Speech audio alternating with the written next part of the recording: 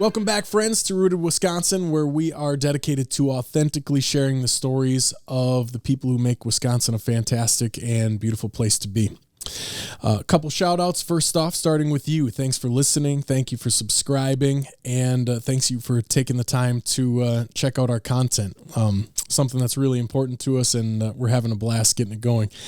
Recording day number 2 in our new studio. So hopefully you're digging that vibe too. And like I said, keep on listening, subscribing, super helpful. Check out the Patreon if you haven't yet.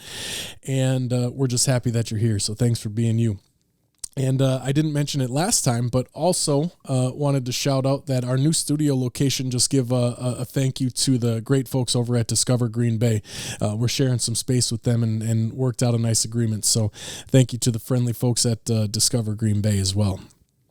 And that brings us to our guest today, Ryan Ruzziconi. Thanks for coming on, Ryan. Thanks for having me. This is great. Absolutely, man. Excited to chat a little bit. I want to hear the whole story, so I'll introduce you as I was checking out your LinkedIn profile and stuff. You've done a lot of different things, but probably the newest and maybe thing topical for you is owner of Riverside Pizza in Green Bay, right? That's correct. Yeah, we opened in July, mid-July. Yeah. So you know it from Iron River, right? I do, absolutely, man. I was excited to see it was coming. Loved it, and it's delicious pizza, of course, but there's also, I spent 7 years living there and working in that community and stuff. So there's a certain amount of nostalgia, right? Which is probably I'm sure you've gotten a ton of already with visitors, right? Absolutely, and it's also it was the biggest worry, honestly, that we had, because how do you replicate 75 plus years of history and take it to a different state, right? And so that's what we tried to hit on, was the nostalgia aspect. I couldn't replicate as much as we tried, I couldn't replicate the orange and yellow booths and tables. We looked for a while to try to get those, but we couldn't find a manufacturer to do it, at a good price. So what we tried to do is focus on the nostalgia factor. So like our bar has Iron River, downtown Iron River through the ages. So you can basically from the 1920s all the way through the 1980s, you can see what Main Street looked like. And then we have a mural wall that gives, kind of a history of downtown Iron River, a history of the pizzeria in Iron River, what it used to, what it looked like, back in the 70s, 80s, the old logo, the new logo, all that stuff. So we tried to hit the nostalgia aspect, because we couldn't replicate in detail everything that is Riverside Pizzeria in Iron River. So yeah, definitely. There's that adage, they don't make them like they used to. I'm not surprised you couldn't get the booths, man. Exactly. we tried so hard. The only place we could find that was willing to do them was in New York, and they were just priced so high. They're considered very Art Deco. So yeah, I bet you could see somebody like, you envision like the American Pickers vibe or something, like somebody paying astronomical prices for those things. Yeah, exactly. Yeah. So, I love hearing that. I want to back up even a little bit further to start. Is that where your story starts in Iron River, or? Well, I was born in Ishpeming. Okay. So this happens. I was born in Ishpeming, so born in the UP, but then parents moved when I was really young to Iron River. Okay. So I grew up in Iron River, graduated from West Iron County High School in Iron River. Yep. So, yeah. So, and at that time, you probably have memories of Riverside. Yeah, I mean, my first memory of having pizza was Riverside Pizza, and scraping off every kid. You don't want the crust, you want the cheese and the sausage and things like that, and just eating that. So yeah, and it's been in my life and in my family this whole time. I'm 48, so 48 years. I hate admitting that, but so it's always been there, and so it was a childhood thing, a favorite, obviously, a memory. All that good stuff, hanging out in high school and middle school with friends at Riverside Pizzeria. So, it always had that connection, and that was the other thing.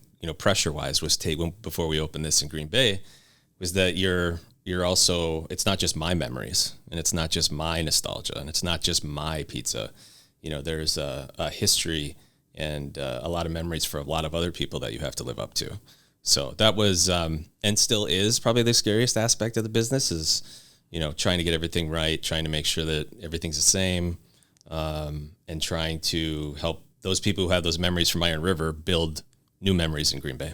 Yeah. And then on the other side of that is, reach the people who don't know us, obviously from the surrounding area who didn't get to experience Riverside Pizzeria in the UP, and now it's their first time trying it here. Mm-hmm. Yeah, location's key for that, right? You got a nice big, I hope so. Nice big sign right on the highway. We love the highway sign. I mean, that was big. Being surrounded by the hotels was big. Highway access. We thought that was just a really good location for the first one. We have plans for others in the Fox Valley, but we thought that was a good way to introduce ourselves to the community, good spot, introduce ourselves to visitors going to Packer games off the highway. So delivery would be, the delivery services could jump on the highway and do all that good stuff. So yeah, absolutely. That's one thing I was going to ask you today. I kind of assumed as much, but you're thinking of growth. Yeah, future growth for it. Yeah, I mean, the plan always was and still is to expand into, not just Green Bay, to look in Appleton, to look in Oshkosh, to look in Sturgeon Bay. So it was always kind of this area. Now, how fast that comes together, I mean, that's dependent on, as a lot of different business factors, how the overall economy is doing, all that good stuff. So, Yeah. So we've been looking. That's all I'll say so far. We've been looking at some other locations, so it's good. Nice. So, what happens between childhood eating Riverside and now owning Riverside? What is it something you always thought of? Where's your career path taken you before this? How'd you get there? So. Maybe going back, right? I think I'm Italian, obviously. So with a name like Ruzziconi, I think every Italian kid has thinks about owning a restaurant at some point. So maybe that was in my head way back when, but not necessarily Riverside per se. And after graduating from West Iron, I went to University of Wisconsin, Green Bay, so UWGB. So I know Green Bay pretty well.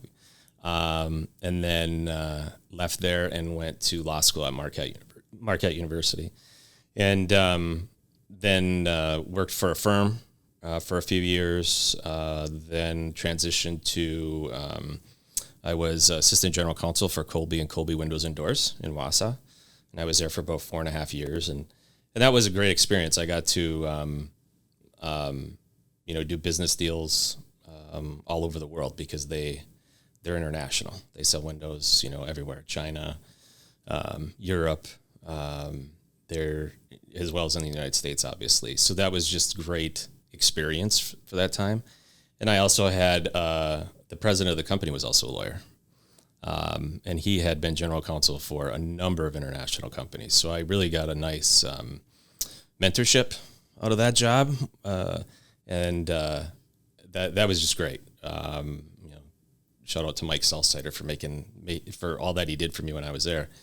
And then from that point, I went down by Detroit. So I went to Diplomat Specialty Pharmacy, and I was their first lawyer, a young 30, I think it was 33 at the time. Probably the youngest general counsel in Michigan at that time. Usually young guys like that don't get those jobs, but they took a chance on me, and they were a growing company as a pharmacy. But a little smaller. Specialty pharmacy, if you don't know, is they're a pharmacy, but their patients are long-term disease state patients. Okay. So if you're a cancer patient, HIV, hemophilia, diabetics, anything where you're going to have that disease for long-term or for the rest of your life, that's really who we distributed drugs to. So we had... you have deals with all the drug manufacturers, so we're operating like a regular pharmacy, but those are really our patients. We weren't like CVS or Walgreens, where we would do all the different types of drugs. We were very patient focused.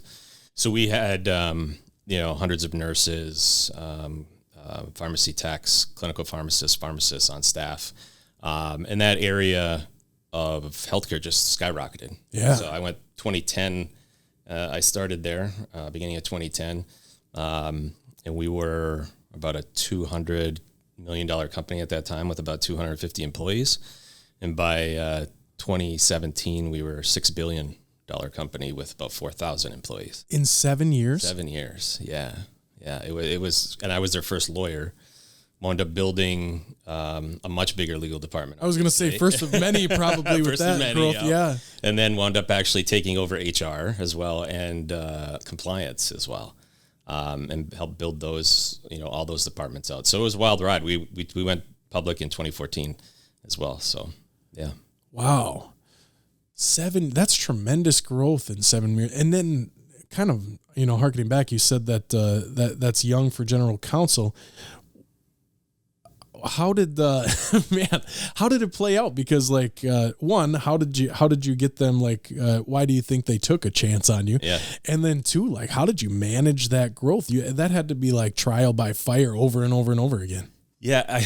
I wish I could say it was my charm and all these other things as to why they took a chance on me. To be honest, I don't know. I sat down with the CFO over breakfast. I think it was twice. And I really didn't think I would have a shot at it. I knew they were growing, but obviously didn't know what they would become. And he just seemed to enjoy talking to me. And the next thing you know, I was kind of thrown into it. And I didn't know whether I was going to take it, to be honest, because I was actually a little scared at the time. Yeah. But the president of Colby, Mike, he had told me, he goes, it's going to be the hardest job you've ever had and the most rewarding. He's basically like, you need to take it. Mm-hmm. These don't come around very often. You can always go somewhere else. You don't have to stay there if it doesn't work. And so I did, and it was a lot of trial by fire. It was a lot of learning. Yeah. Some learning on the job, right? Attorneys don't like to admit that, but that's 100% true. It happens. Life is like that. And, but it was a lot of fun because while it was stressful, you were always dealing with something different. It was maybe it'd be an HR issue, for a couple hours in the morning. And then it's negotiating contracts. Then it's talking about, okay, we're growing. We need to find a new building. So let's go look at new office space. Okay, we have a new drug we want to onboard. And we need to go over some compliance things once we get the drug inside our pharmacies. So there was always something different, which I loved. And I like to build things. And so for this was awesome. I mean, I got to be kind of on the ground floor of a company that was building its way up and, start building their legal department and then, slowly get wrapped up into building other departments. And so, yeah, that's how it started. Nice. So, yeah, in that penchant for building things, that's probably, the happenstance of life, right? Because, day-to-day tasks are significantly different than when you're practicing at the firm. Right. That's a completely different job. And I had never wanted to be, I did about 2.5, 3 years at a law firm out of law school before I jumped to in-house. And for me, the difference was at a firm, you're given a project and you work on a project and you do that, but you never actually get to see it in play. When you're in a company, you get to see it, right? So you get to see, you're working on that, you get that deal done. Well, then you get to see that deal. You get to see that deal for the life, whether it's 2 years, 5 years, 7 years, a decade, right? And so that's that was always the joy for me of being in-house. Was again, you get to build it and then see it all come to fruition. Mm-hmm. Yeah. So that was that time with the pharmacy then butted up to Riverside then, or is there anything after that? No, we went, so with Diplomat in 2014, we went public. I don't remember much of 2014 because my entire time, sadly, was spent at the office. I mean, once you decide to take a company public, it's a lot. It's a lot of getting corporate documents in order. You're meeting with bankers. You're meeting with their lawyers. Pretty much everybody digging into you, exactly, right? Trying to see if you're worthy. Yep. How's that of going public? Whether they'll back you, whether they'll market you when it's that time. Figuring out where you're going to list your shares in the New York Stock Exchange, the NASDAQ, all that good stuff. Funny story. We were in the middle of this process, and it was a Monday. I had all these bankers in from myself and the CFO. I had all these bankers in from New York. So with half the table is probably 10 bankers and there are 10 lawyers, right? So it's 20 people in this conference room. And my wife was supposed to be flying back. She was out of town, and her flight got delayed. So I have a 3.5-year-old son at home, and our nanny could only stay until 6:00 that day. So my wife calls and says, "I can't make it back. I'm delayed until tomorrow." Nanny calls and says, "I can only stay till 6:30." So I'm like, "Uh-oh, what am I going to do?" Because we've been working till 1:00 in the morning, and so I'm like, "Okay, I'll be back." He said, "Give me an hour. I'll be back. I got to step out for a second." So I drove home, grabbed my son Reese, threw his toys, filled up the baby bag, everything, food, all this stuff, took a little mattress blanket, brought him back, walked into this big conference room, and I'm like, "Look, this is happening." I said, I don't have an option here, right? I said, we were down in that area. We didn't really have a lot of relatives who could come over and watch. And I set him up I set my son up in the corner, and he had his little mattress, blankets, toys, all that stuff. And he was so good. I mean, he fell asleep about 10:00, 10:30, but he was so good. And throughout the night, I would look over, and there'd be these big New York lawyers, big New York bankers. They're on the floor with him, playing trucks, eating his Cheerios. They're just having a good old time with him, And so it was really cool. So fast forward, like 3 years later, we're at Comerica Park for a Detroit Tigers game, and I'm walking down the concourse with him, and I hear, Reese. There's these guys yelling at him. I'm like, who are these guys yelling at my son? Well, it turns out it's some of those guys from New York that were in that meeting. Yeah, they saw me. They remembered him. Yeah, they took him into the pro shop at the Tiger game. They bought him a bunch of stuff. It was a good old time. So yeah, it was just funny. Just a funny story as you go public like that. So unbelievable, man. That's a couple things floating through my mind. One is the movie Elf. All I can think of is Elf right now, with when like the dad, his went a significantly different direction, right? He had to leave, and didn't go well. But I was thinking of that. But I think quote unquote business has evolved in that sense to where that maybe even at that time people didn't look at that as like a positive thing, but it's a positive thing, right? Yeah, right. When you can display authenticity and show people realness, and this is life, right? Like it's not affecting your work. Like, quite frankly, you're doing everything you possibly could in that moment. Like, putting your complete self out there. Yeah. So I think, in the time, I'm sure that's a ton of stress, but reflecting on it, it's probably like it was positive. Reflecting on it, yeah, I think you're right. It's a great point. I think it was a positive. I think it broke the ice a little bit. I think for all of us, we've been working together for, probably a couple of weeks at that point, but it brought the kind of the human side to it, and then it became kind of a funny story, and, the whole thing happening later on at the Tiger game. So, yeah.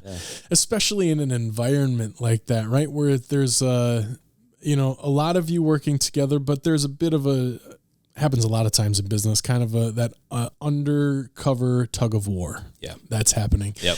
And just to soften that, and, very quickly, a 3.5-year-old will show you how much that all these big things you're working on do not matter. Exactly. They make it a little real. They bring everybody back to reality. Yep. All those, the big bank deal and all the contracts you're signing. Right. That 3.5-year-old shows you those don't matter. Exactly. I love it, man. So then, I have a 2.5-year-old right now. What's Florida? Did you were you able to like get him in the car and get home? Sleeping? We left there about 1 a.m. So he got home and he stayed sleeping the whole time, and then the next day everything came back to normal. So yeah, nice, nice. How many kids do you have? I have 3. I have Reese. He's 13 now. Okay. He's a 7th grader in De Pere Middle School. And then I have a stepdaughter, Alexis, and she's a junior at Michigan State. And I have an adopted daughter, Isabel, who's a junior at Michigan State as well. Awesome. So, yeah. Nice. Can we talk about that stuff? Yeah, absolutely. How did that come about? The adopted daughter? The adoption. So Lexi and Isabel were friends in elementary school.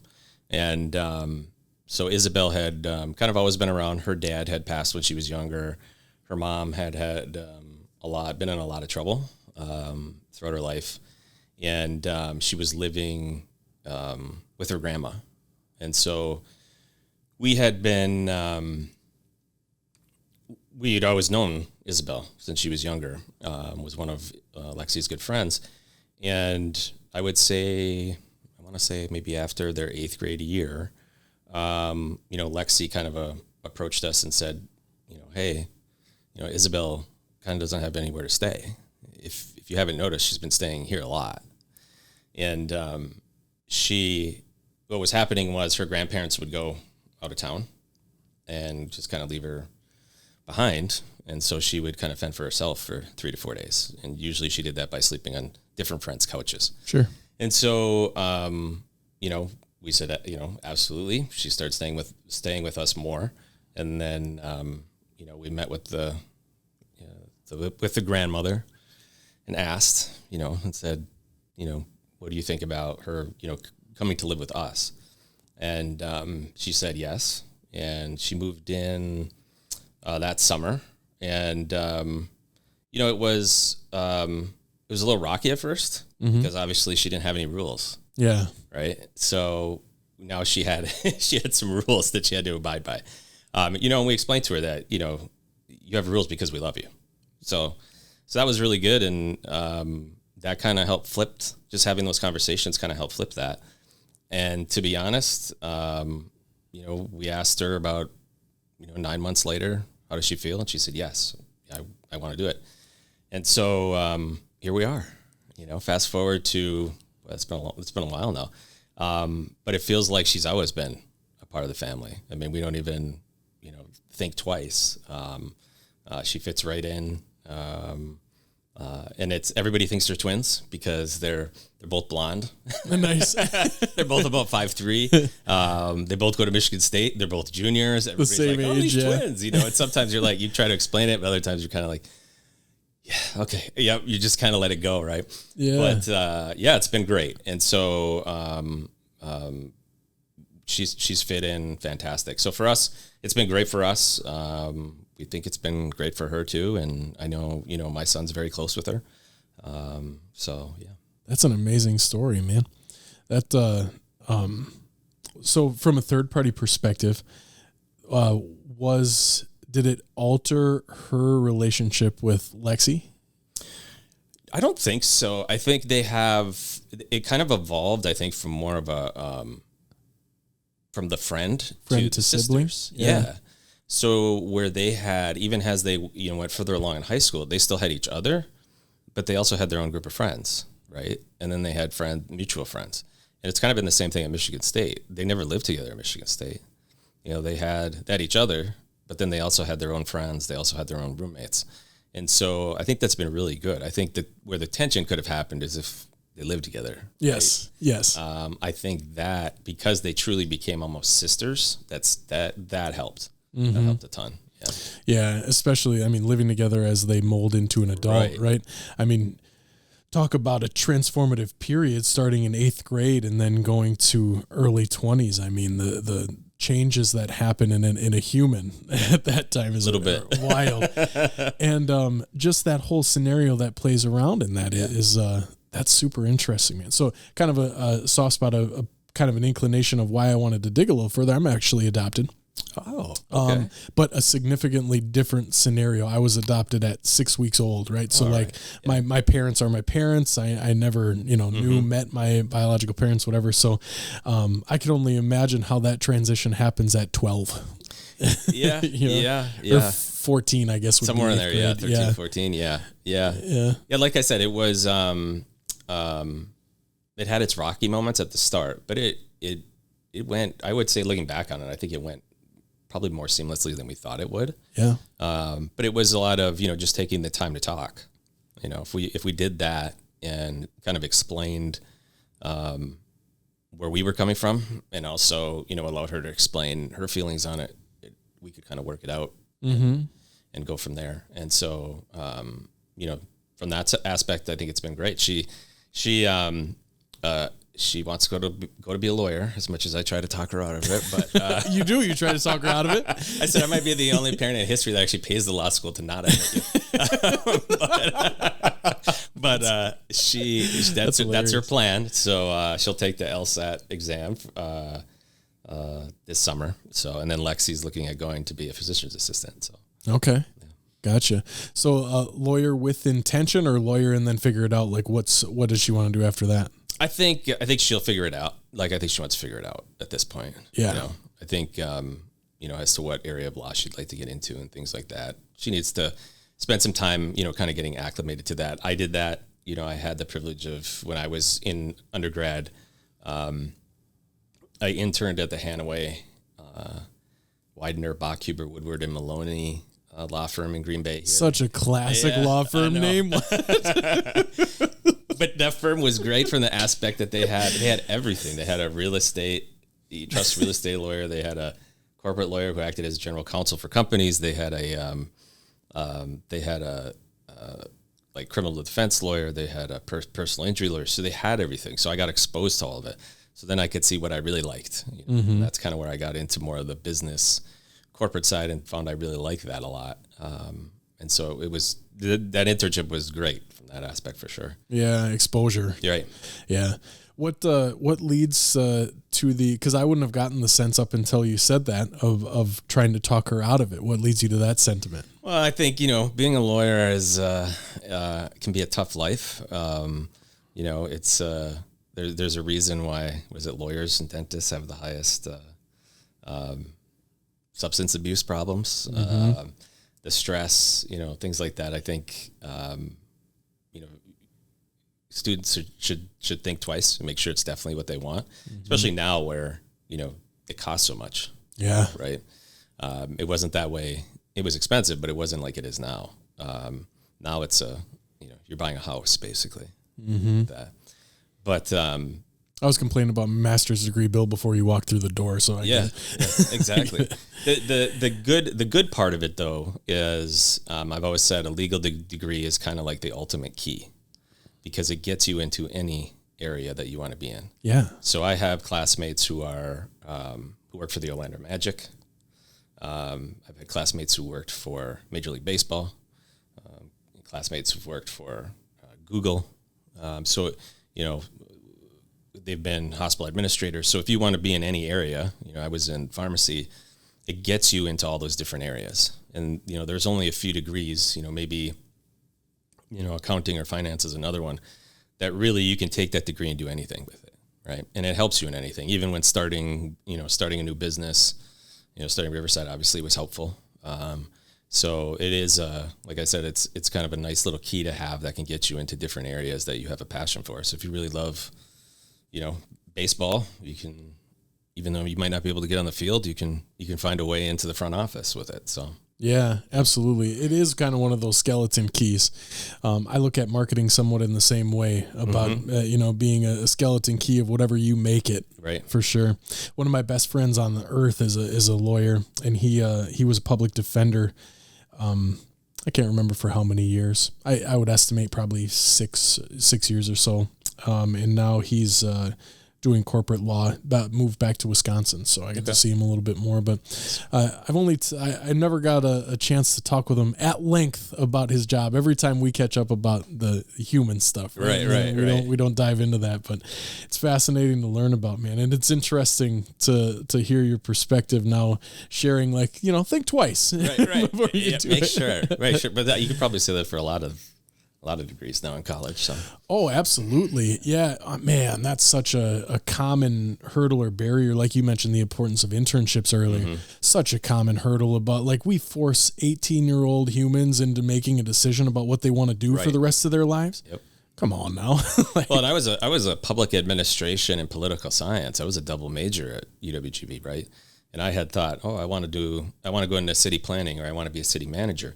And then this internship came about, and it was paid. Yeah. So when you're in college at that, right? Ooh, paid. Yeah, absolutely. I'm on that. So, but it exposed me to something I hadn't been exposed to. And then it was like, oh yeah, you know what? I need to start thinking about law school a little more. And, gave me the ability to see all these different aspects of law. So not every firm can do that. Not every firm had all the different kind of specialties that they had. So from that aspect, it was fantastic, and I was paid. So absolutely, yeah. And that the exposure is critical. We wouldn't be sitting here without exposure. My first internship was in broadcasting, and I found out I liked it. So that was 15, 20 years ago now, but I wasn't paid, sadly, but I worked for ESPN, so I thought it was cool. Exactly. Yeah. Good resume builder too. Yeah. But never would have thought of, up until that point, had never thought about sitting behind a mic and talking about anything. I'm sure ESPN was just like WIKB. same exact thing. Same size company. Yeah. Really similar corporate structure. Exactly. Yeah. Yeah. No, about the only thing that was similar, not to throw shade, but it's too funny. About the only thing that was similar is right before I left there.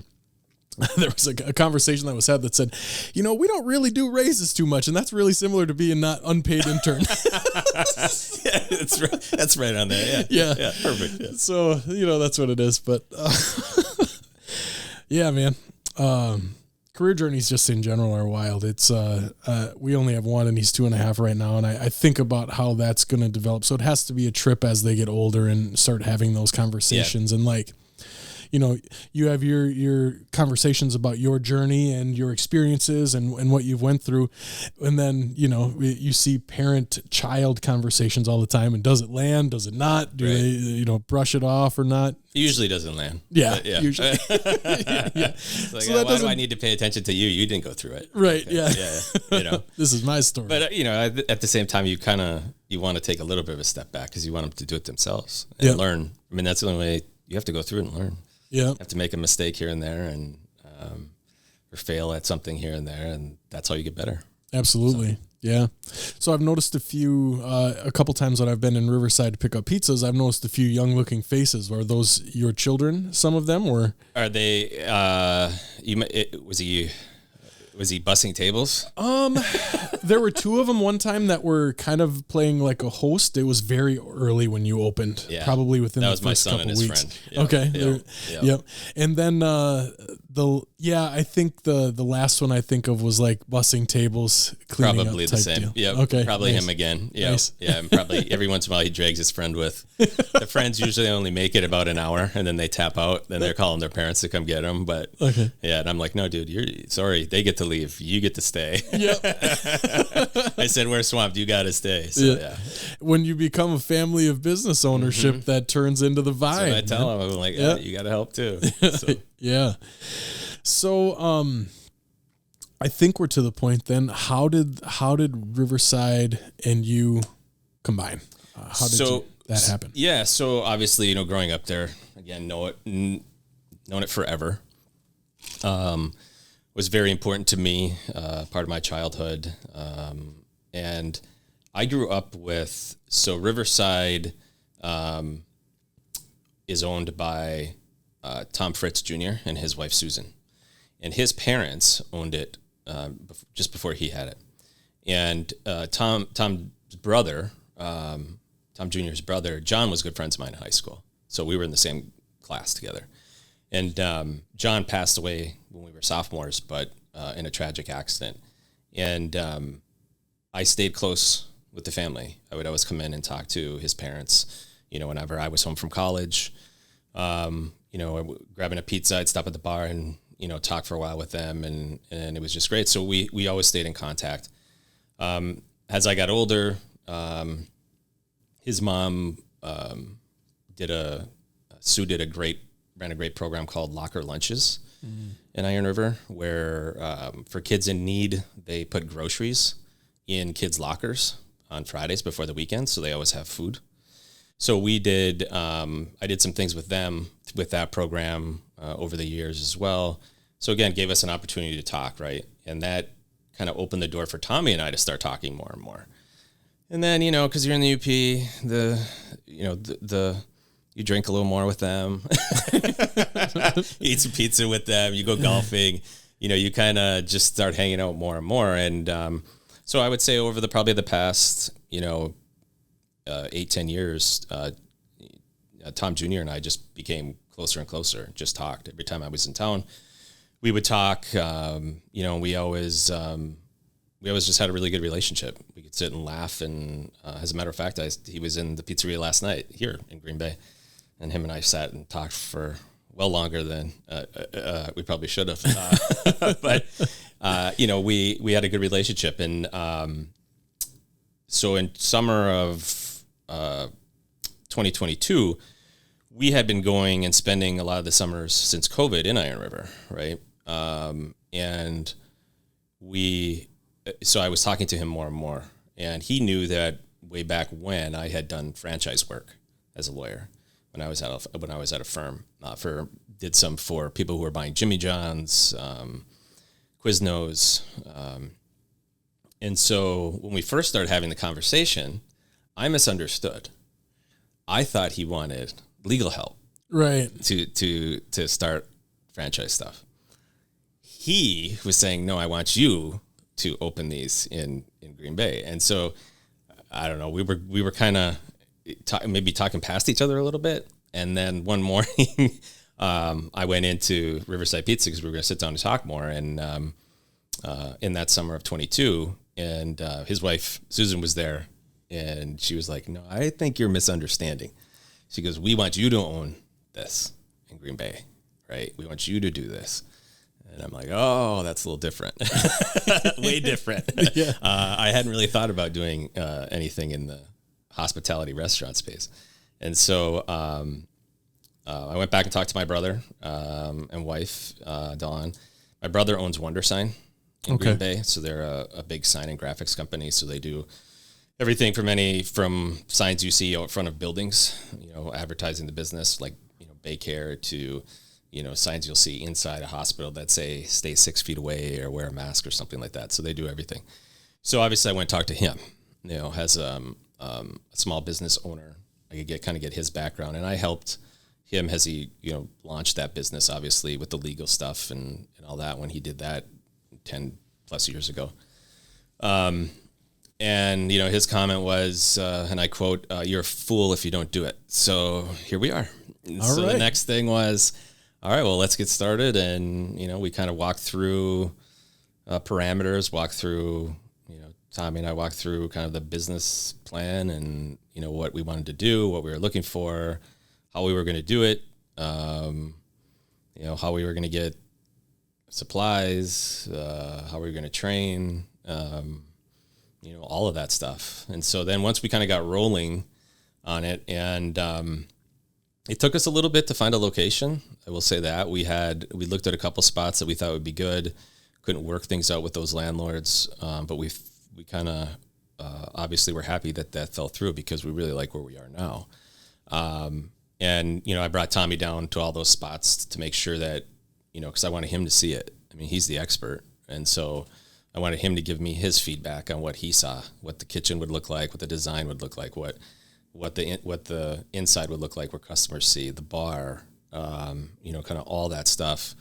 And it's a good, I will say it's been a really good partnership in that he calms me down.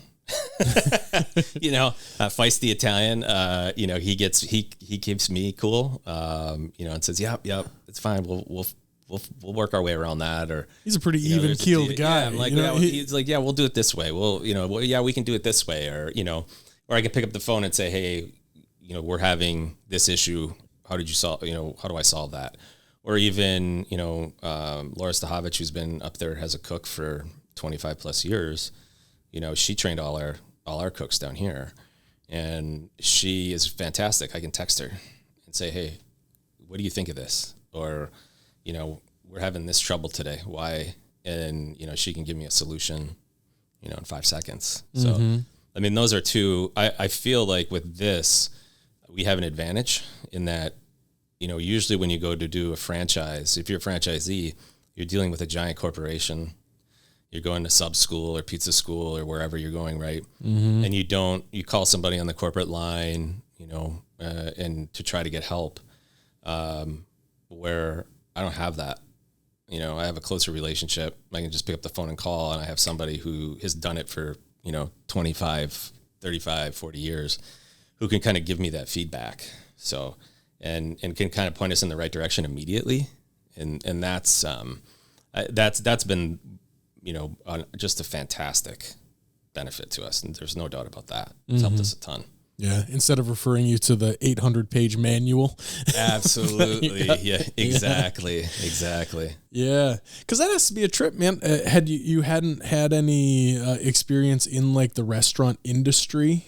I had not. Other than, doing working places, in high school and things like that. Right.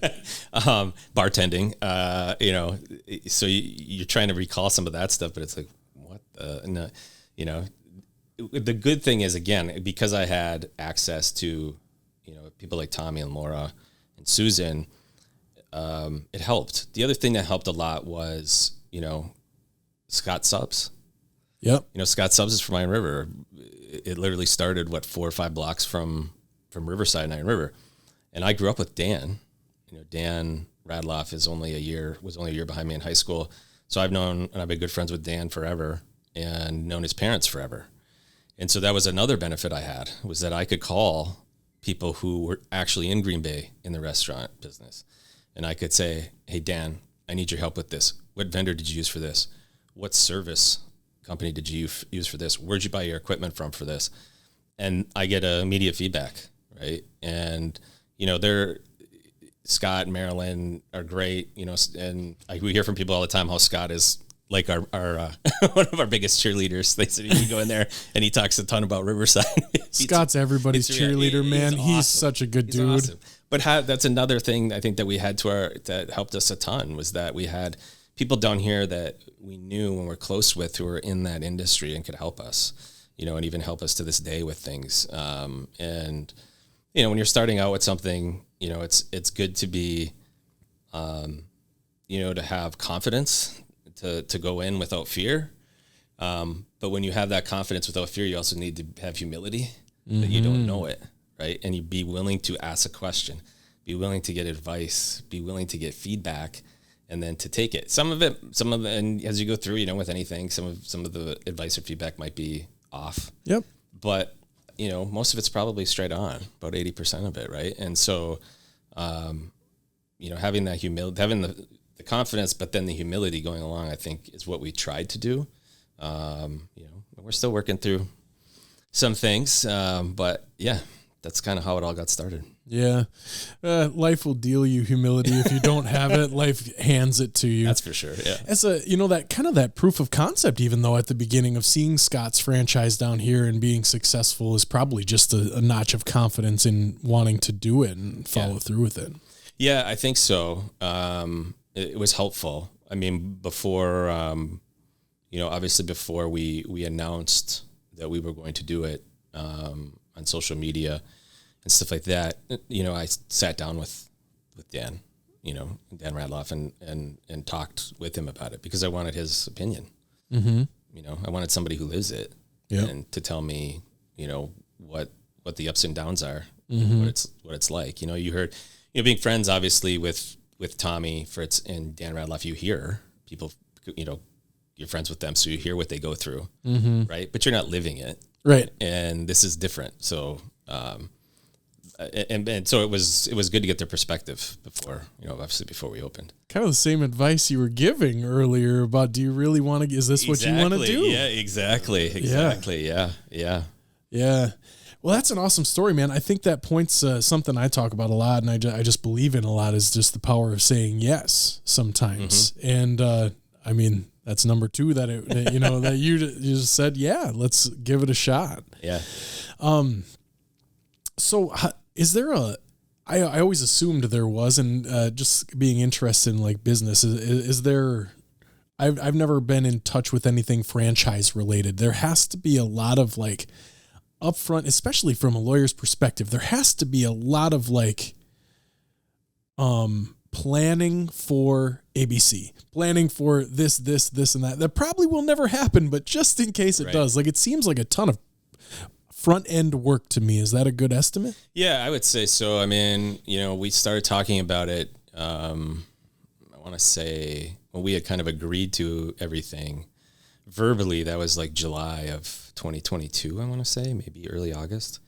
And we didn't have all the paperwork done until probably January of 23. Yeah. And that's just because it's a lot. I mean, you're building a franchise agreement You're building, all the disclosure stuff you have to have,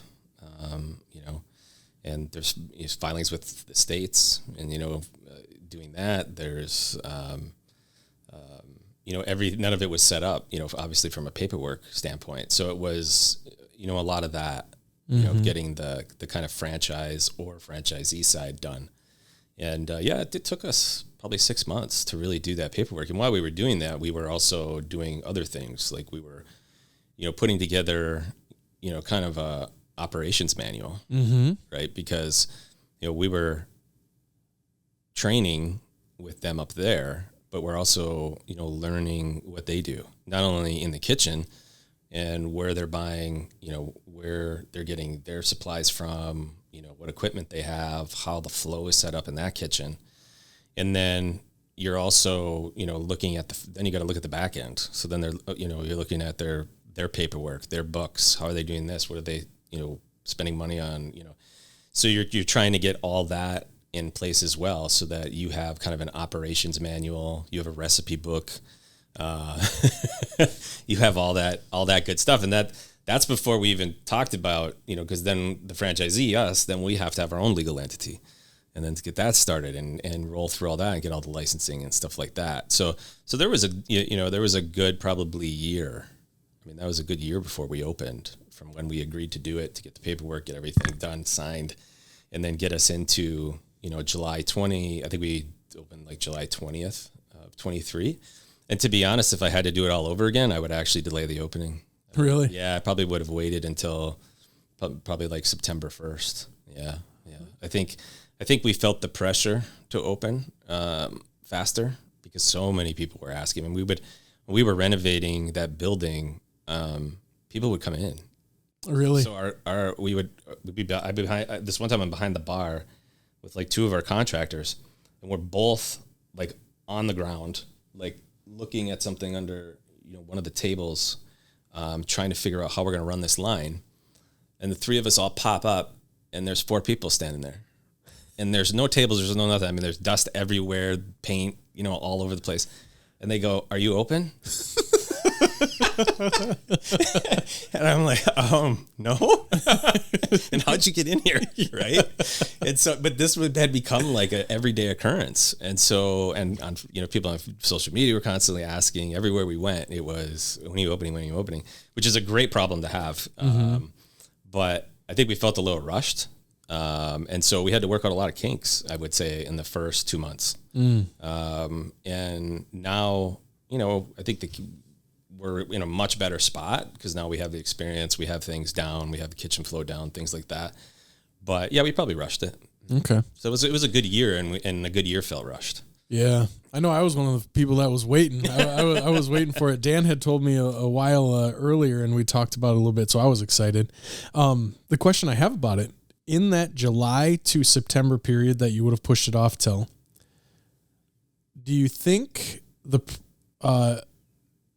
how would you have learned the things without doing it, right? Because inherently, when you do something new, there's things you don't know, and that humbleness gets shot to you quickly. What do you think you could have figured out in that time, and how? Yeah, I think it would have been more along the lines of, we probably would have extended, instead of doing a week soft opening, we probably would have done like a month soft opening, to where you're still getting customers in the door, but can spend more time getting that process right, and kind of learning the flow of not only the back end in the kitchen, but also learning the flow of, servicing tables and how the bar flows and things like that.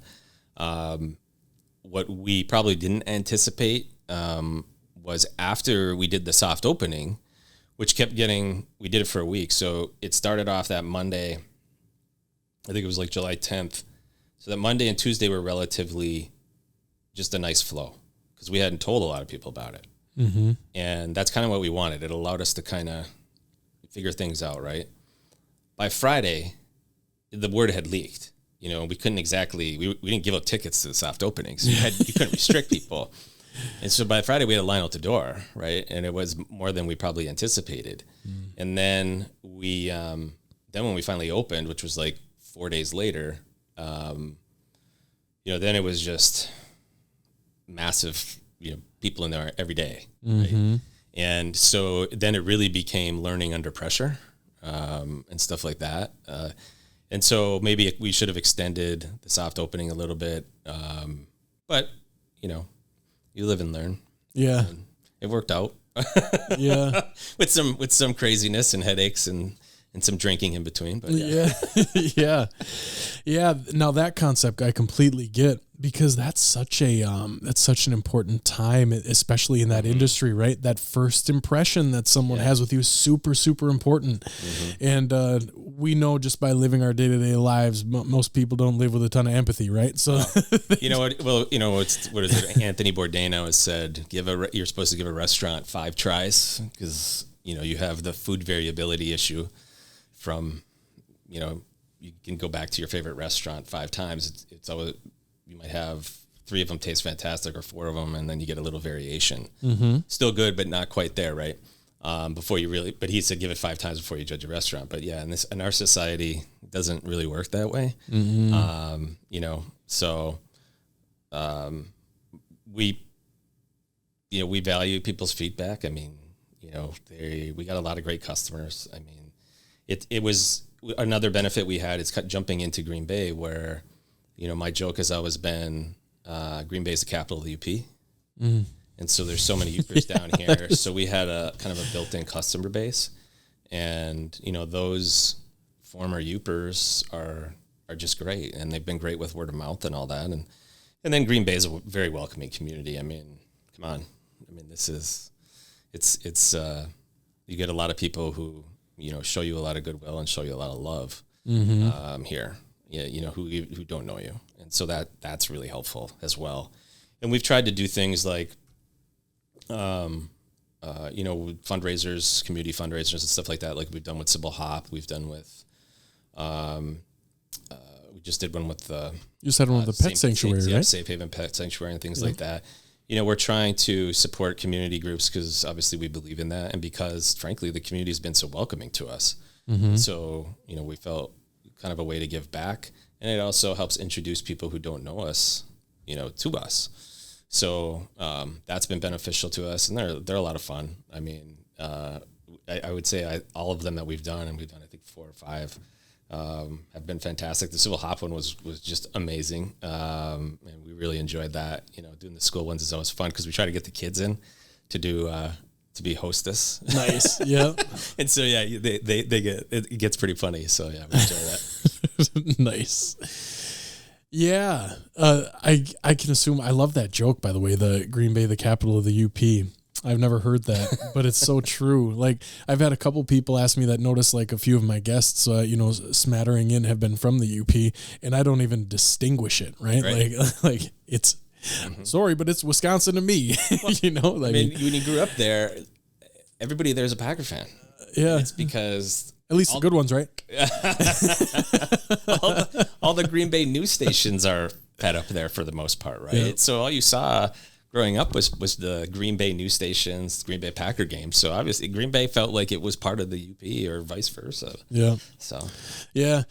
But yeah, building on that, the community super welcoming as a whole. And then that individual level is probably what brought that. Like I would have been, I'm not a very stressed person, but in that first couple weeks of opening a restaurant, like it had to be super stressful. I can just imagine. I was in there one time, and I wish I knew the 2 people's names, because 2 of your employees did such a fantastic job dealing with a completely belligerent guy in there. Like one of the worst customer service experiences I've ever seen in my life. This guy was terrible. Mm-hmm. I'm pretty sure he was pretty drunk. Yeah. Standing at the back of the bar, he had waited like an hour for his pizza. He said, like, that's the end of your world, guy? Like, come on here. Like, these are other humans. And he was swearing loudly, and your 2 employees handled it phenomenally. That's good. Yeah, it's good to hear. I mean, unfortunately that happens. I mean, especially when we're busy,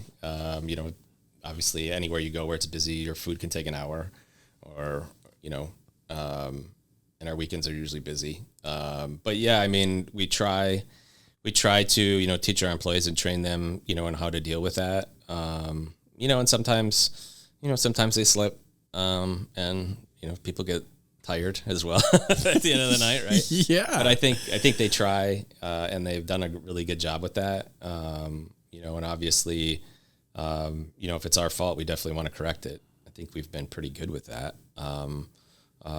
And so, yeah. And when we first opened, kind of the same thing, you learn, we had our process book in place, and we had our operations manual in place, but real life in an operations manual is different. Oh, every time story. Right. And, I would say that book looks way different right now on March 1st than it did on July 20th for sure. For every aspect of the business, you just learn so much, but you also learn, I was talking about this, you learn the flow. I mean, knowing the flow, knowing when you're busy, knowing when you're not busy, just allows you to plan better. We've gotten way better at that. That was probably the one thing we needed to understand more, was the flow, the traffic flow, the customer flow, the kitchen flow, bar flow, all that way more. And I would say that's the thing that took us a while to get to. Yeah. Yeah. So speaking of the process, that's one thing I wondered, now knowing the relationship and everything, it makes complete sense. But like, you think of that and like, the recipe that comes with it, right? Like, it seems like it's probably held tight, but now it makes sense how it like was let to be passed on. But that was probably an interesting conversation, right? It was, for sure. I mean, obviously there's a couple things that are very much trade secrets. There's only a couple things that a couple people know in this world, and only make. So we keep that. Obviously, myself, and the Fritzes and things like that, and we keep that very tight-lipped secret. Yeah, and always will be. And so everything's the same. I mean, it's the same recipe, same suppliers, all that stuff from the UP. But yeah, I mean, that was, I think, their comfort, I think, with me, because they had known me for so long. Yeah. And I think because they'd known me since I was a kid and knew me with John, that they had comfort level, and they knew that I cared because I ate there so much. And I think because they knew I cared, they had some comfort level with me, and they knew that, they could trust me. I think that really helped open the door and kind of feed it, and allowed us to kind of enter the relationship. Yeah. So I think that's what they were looking for, at least, for these, as we go forward here, opening a few more, we'll see, whatever they plan to do with it from this point forward. But, yeah. Yeah. Did he hook you up with any of the sports memorabilia from the walls for the walls? I didn't think so. He asked. He said, hey, do you want to take anything? And I'm like, no.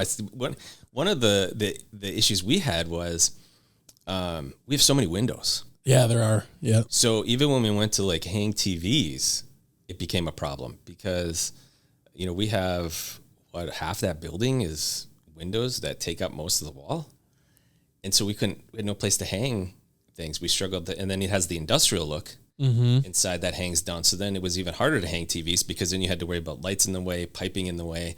And, I would have loved to have had more, even some of the memorabilia we have up now where I was like, well, where am I going to put it? Yeah. Because everything's windows, garage doors, and everything else in that building. So it's nice to have because the sunlight's great when we have sun, but. Yeah, right. Yeah, that's interesting. That was always one of the things that I enjoyed about Riverside in Iron River is that there's the one tiny TV up in the corner, and it forces people to actually talk to each other. I enjoyed that a lot. And you would always notice in there too, because the only is a strong word. Pretty much the only people that were ever at the bar were picking up to-go pizzas. Right. There weren't people sitting there watching the TV. Everybody was in the booths you were talking about earlier, actually talking. Right.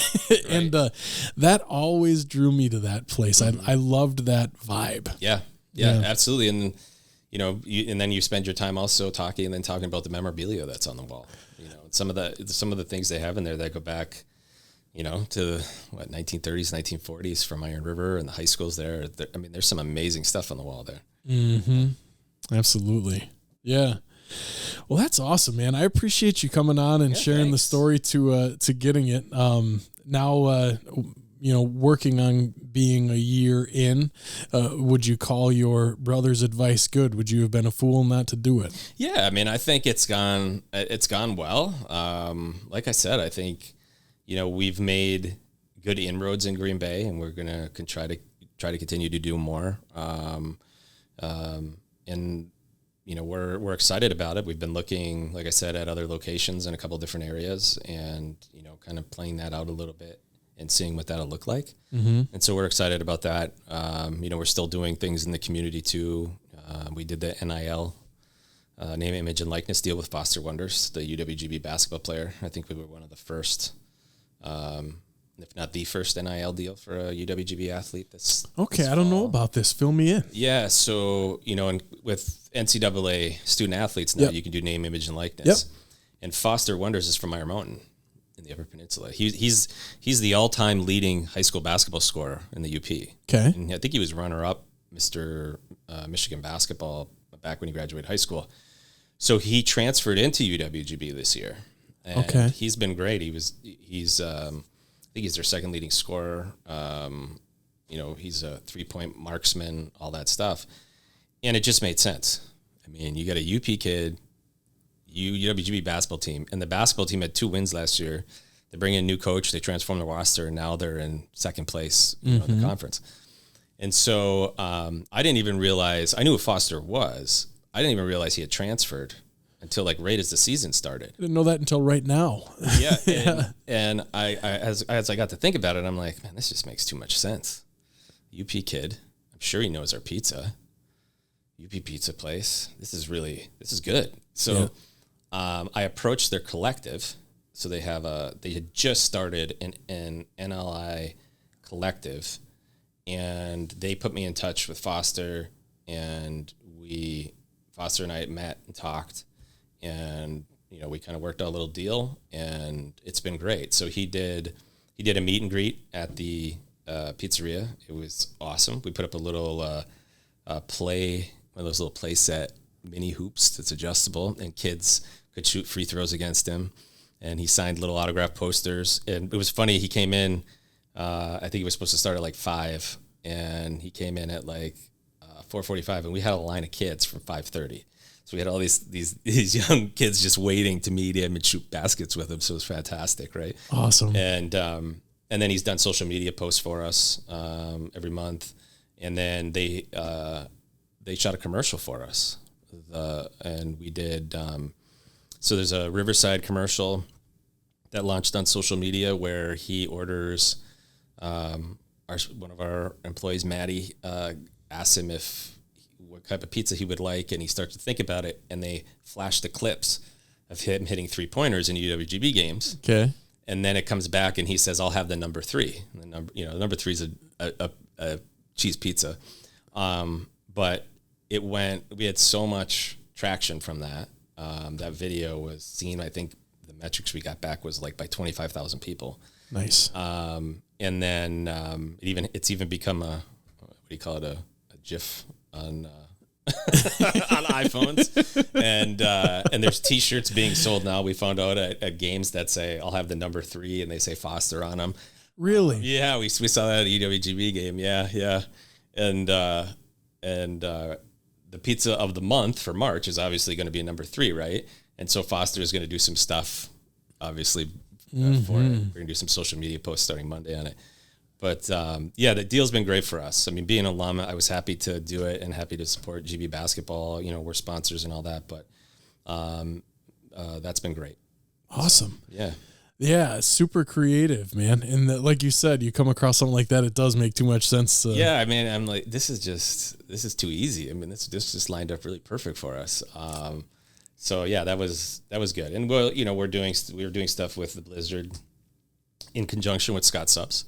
Okay. We're doing a Upper night, giving away hats. Okay. That's I think the 26th of April, and then we're doing stuff with the Green Bay Rockers throughout the year. We'll have in-game promotions and all that stuff. So we're trying to be more community focused. You'll see some stuff from us with schools as well, and do that. So yeah. It's going to be a big bill if you give out Stormy Chromers, man.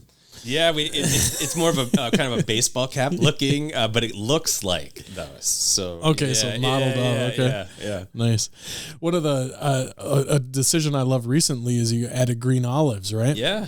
Always wanted green olives. I'm a huge green olive on pizza person, so I was pumped up to see that. Yep, yeah, that was a big request that the one in Iron River's been getting forever. And so Tommy called me one day and said, "Hey, I think we're gonna add green olives." I'm like, "All right, let's do it." Nice. So, yeah.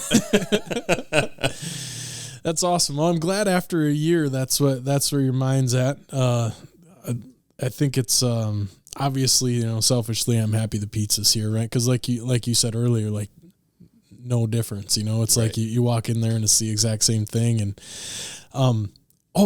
actually, one other thing I wanted to ask: how many, I don't know how much time you spend in there now, eating times, dinner times, but how many people come in just ready to have that conversation about why they know Riverside Pizza and what their story is with it? Almost every night. I bet. Yeah. I would say every night. Yeah.